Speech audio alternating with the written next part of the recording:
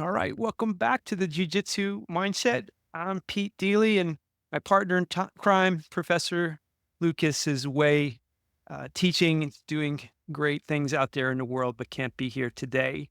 I can still report that Submission Coffee is not identified as a performing enhancing drug. So if you go to the jujitsumindset.com, you can safely subscribe to it without fear of being disqualified in any tournaments. It's purple belts only today. So the professor's not with me. I have a fellow purple belt and a champion on top of that. So welcome, Krista Lopez. I'm so glad you're with us. Thank you for having me.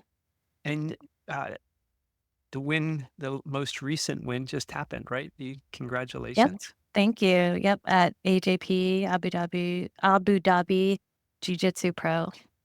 That's pretty awesome. Yeah, I saw some of your Instagram posts and yeah, congrats on that. Thank you. So I, one of my favorite people in the world is Professor Jason Hawkins. He wrote this book called Light on the Gentle Art, which I recommend to everybody. It's a wonderful book. It's the Jiu Jitsu Sutras. He studied under Hoist Gracie. And so he tells me the story when Hoist gives him his purple belt. So uh, he goes to Professor Hawkins and he says, okay, now you know what I know. And so imagine how intimidating that must have been. I have the great Yeah. voice Gracie say that. Um, so, I'm curious, uh, jujitsu affects all of us in different ways. And, you know, it- many of us, it's had a really profound impact. So the first question that I'd like to ask is, what life is like with jujitsu, and had you not find jujitsu, what had you not found jujitsu, what life would have been like without it. So could we start there? Yeah, sure. I feel like I wouldn't be thriving as much in life if I wouldn't have started training jujitsu.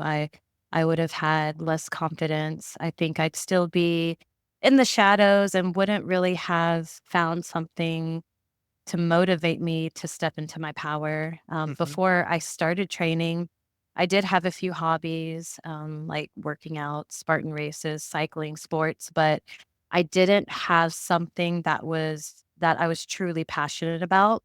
And yes, I do love soccer and I was still playing it from time to time, but I played it ever since I was 5 all the way through college. So I was ready for something else. And when I started jujitsu, I feel like I found my calling. Like I should have Hmm. been doing this all along. Yes. And I think that's so important for everybody to find at least one thing in their life that they're truly passionate about because it gives you something for you Mm. outside of all your responsibilities. It adds excitement and direction to your life, and that's what jujitsu did for me, which became really helpful the past few years, because I went through a lot of grief and pain through, a few transitions in my life. Hmm. So I was in a dark mental space from time to time, and jujitsu always gave me something to look forward to. It was my escape from the real world, and I'm glad I chose it as a distraction versus other alternatives Sure. like drugs or alcohol, so I Yeah. am just grateful to have jujitsu in my life. Well, I am a fellow soccer player. I played, so we share that together.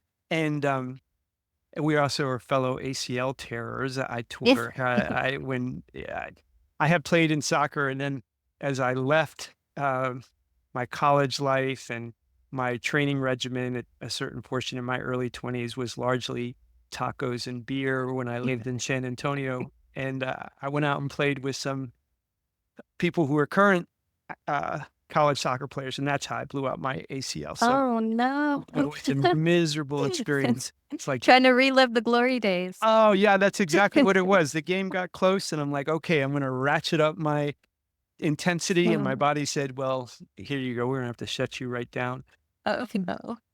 so, many times on this podcast, we've listened to stories of people observing similar dynamics of what you just described, where jujitsu was a pivot for them into a healthier, a more empowered way of living than previously.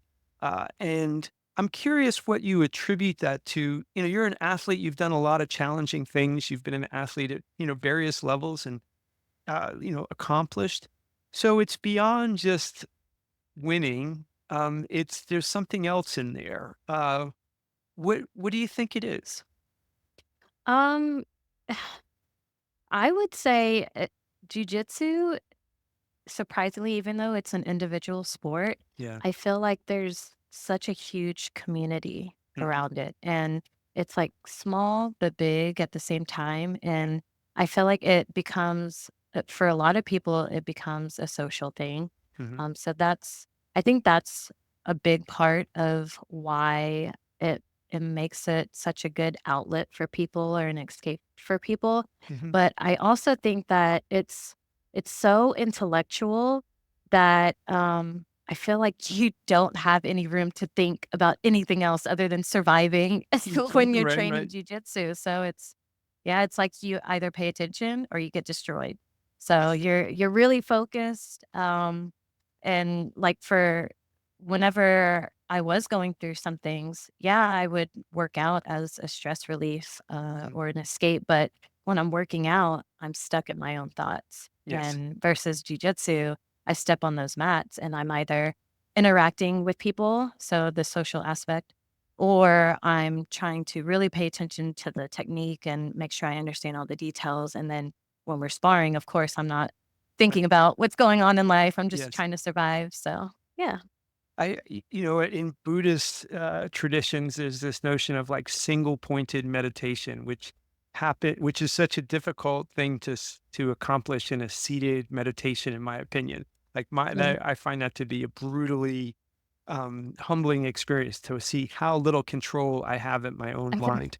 And however, like you described, I have the same experience, particularly me, because I'm not a talented jujitsu player. So I have to remain remarkably sharp just to stay alive out there. I'm curious, like we often talk about the dynamics of the friendships that come out of this community. And relative to other teammates and other sort of experiences, I mean, what i- what are the distinctions between what happens between you and your training partners and even the people you compete against and perhaps other team-oriented experiences you've had in the past? Yeah, I like that question actually because like you mentioned, like I played sports all my life and I've been part of a team and it's so different. I feel like with soccer, all my teammates were working towards one goal, which is the same for jujitsu. We're all working towards one goal, but we're working as a team. And it usually isn't really like one person against another. Mhm. It's yeah, we play against each other, we scrimmage, and there's some healthy competition, but we're not trying to destroy each other or kill Right. each other in training. Versus in jujitsu, you're literally the only way you can help your teammate get better is if you try to kill them. And so it's like iron sharpens iron, and Right. if I roll harder with my teammate, that'll make them better. Mhm. And it's just a really weird balance between like, I want you to succeed, but I also don't want to get destroyed in my roles with you. And so it it's so funny how we like slap bump. We try to break each other's arm and then afterwards we're like best friends Yeah, afterwards. yeah. So it's interesting. I don't know.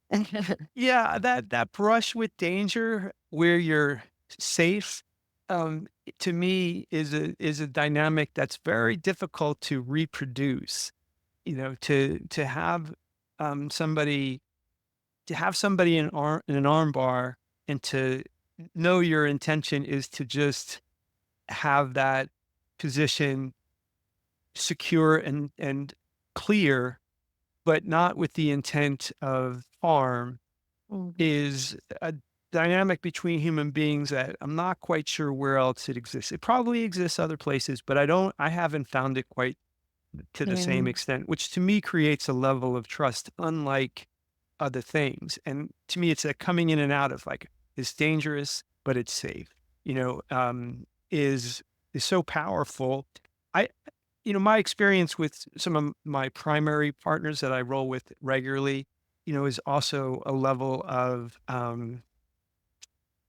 care, and patience. Like I'm a slow learner, right? So like the willingness to kind of repeat things, Mhm. and to refine things. So that way I find that so much of whatever I can do well, to the extent I can do it well, is found in these little details and these little, Yeah. small leverages. When you think about the acquisition of these skills over your time in jiu-jitsu, how is it different than the way you've acquired other skills? Because I find it to be, I came to it late in my life. So perhaps my physical acumen was different. Well, it was absolutely different, a different set of tools in my joints and muscles. Um, so I had to learn it in a very, like with a different body than I would have learned it when I was young. But I'm curious for you, you're still a young person and close to your whatever might be the athletic experiences that up until now were your peak athletic experiences. What was the skill acquisition like, or what is the skill acquisition like for you? Hmm. I would say there's definitely a learning curve, but like all things, there's always a learning curve. Hmm. But I feel like the consequences of not Mm. learning fast enough in jujitsu are way worse. Like, Right. I recently took up what is called rope flowing, and I've also been trying to learn ASL, but if I go slow on that, that's fine. But if my progression in learning jujitsu moves slowly, then I'm getting beat in training consistently. And so I feel like a lot of people don't really know how to deal with that kind of discomfort Yes. initially. So it's not only physically tough, it's also mentally tough to really stick with it and acquire those skills and be patient enough until you finally figure out what you're doing.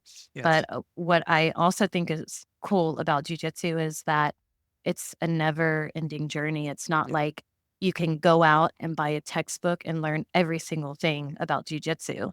Right. I feel like it's evolving and people are coming up with new techniques, and that's the beauty of it. And yeah, there are fundamental techniques that will always be there and that you should learn. And there actually are books. I actually own one myself, but there's also a very creative aspect to learning jujitsu that I love. Yeah. I was watching a short take of Hodger Gracie talk about the cross collar choke, and he was saying it was years after his black belt that he really had it dialed in the way that, he felt it should be.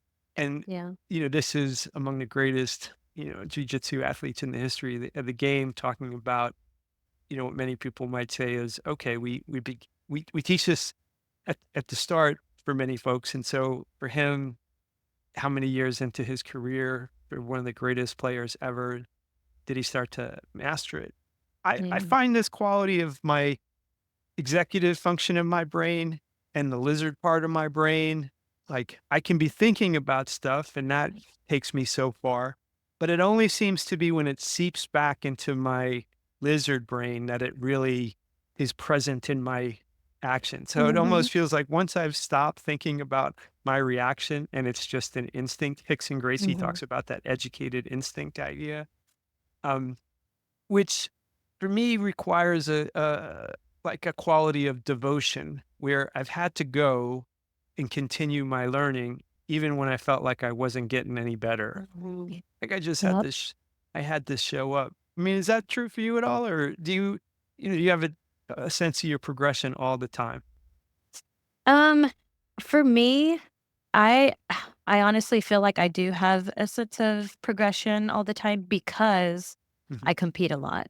Yeah. I feel like if I'm not constantly progressing, then I can't keep up in competition. So that really keeps me on track is competing. Right. And that's how I measure whether or not I'm growing at the right rate. Yeah. So, like, even getting promoted to blue belt, how am I competing against other blue belts? And then recently getting promoted to purple, and me doing well at a purple belt level just when I got promoted. That's how I know that I'm progressing at Mhm. a good rate.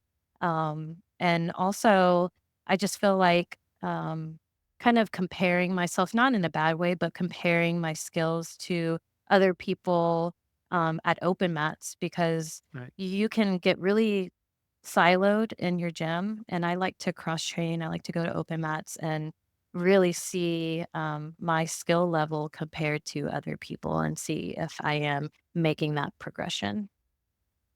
When you think about the role of competition in general for people's development, do you have advice for folks that there are going to be people listening that have not competed and are considering it? Um, I've competed, and when I say I competed, I mean in my local competitions and just things that are uh, mostly friendly in their disposition. I don't want to overstate my competitive experiences. But what role do you think competition could play in just everybody's experience with their jujitsu? Yeah. I feel very strongly about this topic. Okay. I'm a huge advocate for competing. And I don't know if that's also because I'm biased because I've been in competitive sports all my life, but I personally think everyone should try to compete at least once, especially if you're training for self defense purposes, because Mhm. yeah, you can do well in training and even during sparring, but I'm telling you, the nerves at a tournament are completely different. I agree. So, if you're not practicing staying calm and making the right decisions in the most high stress situation, then those skills are basically pointless because you could just freeze up and forget everything.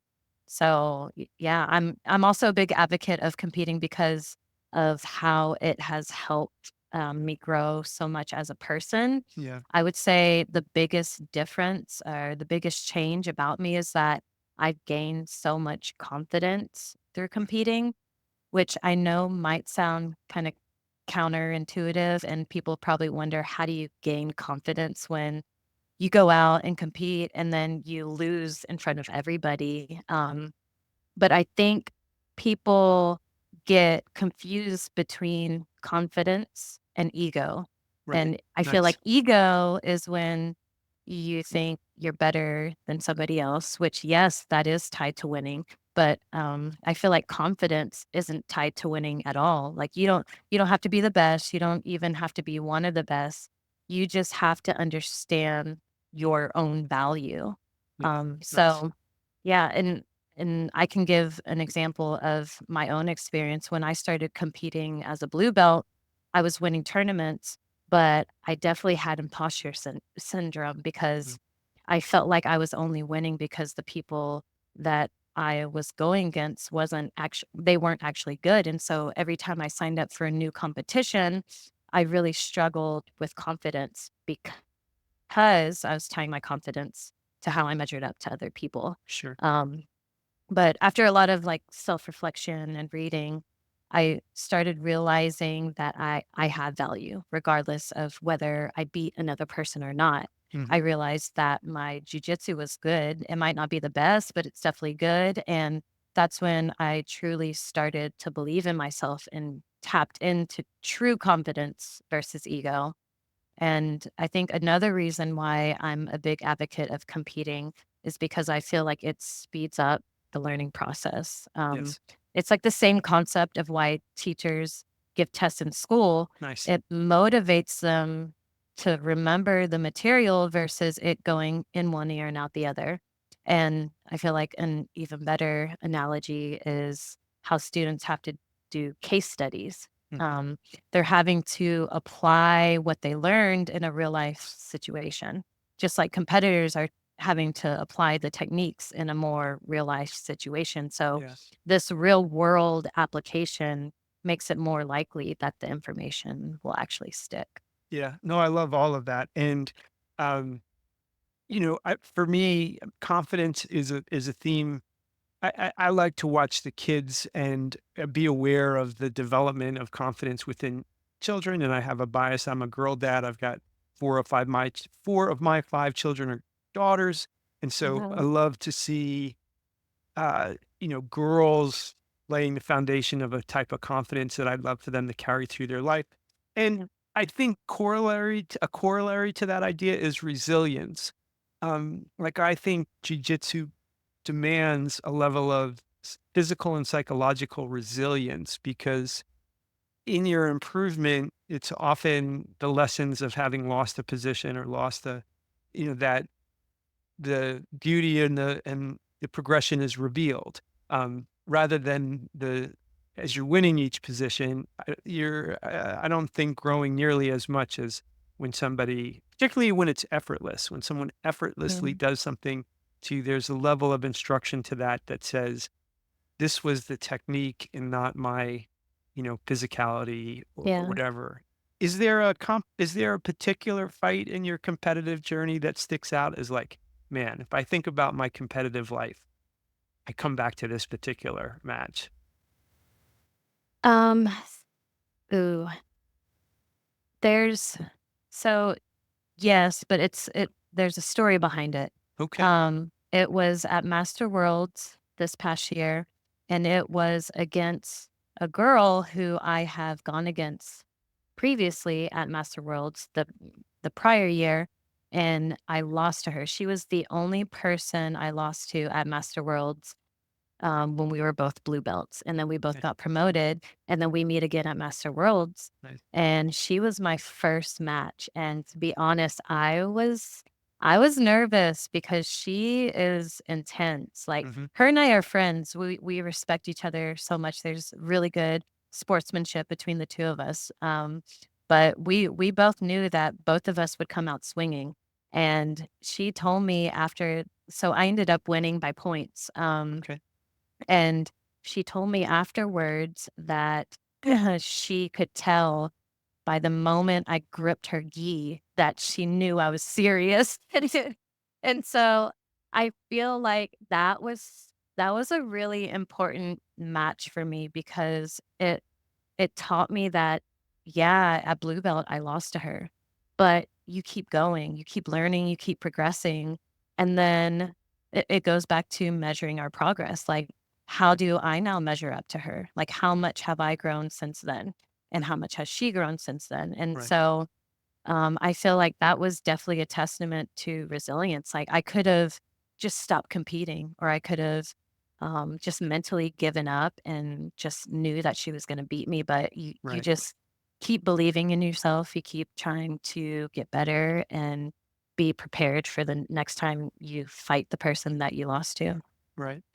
Yeah, I think if the attachment, well, I mean, for me, there's definitely an age component. I mean, I'm nervous before each of my competitions, fully cognizant of the fact that nobody in the world cares about the outcome but me. Like, I'm not gonna step off, whether win or lose, I'm not stepping off the mat to somebody, with a microphone in my face or a check or any of that. I mean, Oh, um, this is a personal moment of me trying to have some self mastery.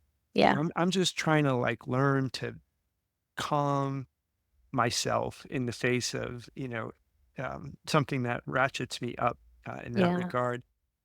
So I agree with you, and that's a nice story. And I guess it's probably worth it to say, well, she's who know. I find that people progress, in fits and spurts, right? So yeah. somebody, all of a sudden things click with them, and they they're progressing more than you, and then it's your turn, and Yeah, so and I feel like the past year, just my progression has one of the main things that I've learned when I got promoted to purple belt was the strategy behind competition. And okay. I feel like some people don't realize how much strategy there is. It's like simple things like if you're about to get taken down, or if you're about to take somebody down and they're going to go out of bounds, like pull them back in so that you can get those points. Like Right. simple things like that, you have to pay attention because it's a points game. And so Yeah. that was one thing that I really focused on recently was playing the points game. It's not Yeah. fun, but it's part of it. Yeah, well, I mean, there's the sport and then there's the self-defense. I mean, the Yeah, sport there's the points going on out there, so I don't think yeah, it's unfair to be like, "Well, I do wanna win." Yeah. I'm here. I am here to win. As much as I like to say, I'm disconnected from the outcome. I do enjoy winning. Yeah. Enjoy Exactly. the losses. Yeah. In your community and of people who you've got to know and you're surely observing the impact of jiu-jitsu on those around you. Do you have a story of people that you've observed either in a similar manner or in a different manner that jiu-jitsu has meant a lot to them as well? And could you describe that? Yeah. So I actually have a lot of stories, but I kind of want to bucket it into an Okay. overall theme. Hmm. I love any and all stories where jujitsu helps people step into their power. Okay. And what I mean by that is like you'll see people start training who have low self esteem or are shy and reserved. But over time, they gain confidence Yeah. and they start to blossom. And I especially love to see people's journey on Instagram where like they start out competing, excuse me, and they're losing, but they keep continuing to challenge themselves and they start working harder and they start going to the gym more and drilling more and taking private lessons and they start to podium and then eventually they start winning gold and it's amazing to see that transformation and especially for people who didn't even believe in themselves to Yeah. begin Yeah. with. And I and outside of winning, it's amazing to see people become more confident in themselves and really thrive. I'm Okay. curious if you feel like the girls benefit more than the boys when it comes to jujitsu, because I would like to encourage more women and girls to try jujitsu. I think more of them will like it than they think they will. I think that girls do benefit more from guys just because I feel like we're raised so differently. Hmm. And I'll give an example. I used to teach private soccer lessons to young boys and girls. Hmm. I would have like separate sessions. So with the boys, there was one time where a young boy got hit in the face by a soccer ball. Hmm. And you can see him just like trying to hide, like hold it in and not cry and hide Hmm. his pain versus like with the girls, they'll just bawl. And, All right. I feel like just the way that we're raised, um, boys are just, they're taught to be rough and tough. And I feel like girls don't get that opportunity or they're not raised that way as much. And so, um, with jujitsu, that's why you don't see a lot of women because we're just a lot of us aren't raised to be aggressive and violent. And not saying that we're intentionally raising our boys to be violent, but Right. it just sometimes it's natural. And I think women training jujitsu, it helps them tap into that feistiness. It Mhm. helps them tap into how to learn how to defend themselves and even be more assertive and confident and really, like I said, like used this term a lot, step into their power Yeah. and realize how powerful they can be both physically and mentally. That's so great to hear.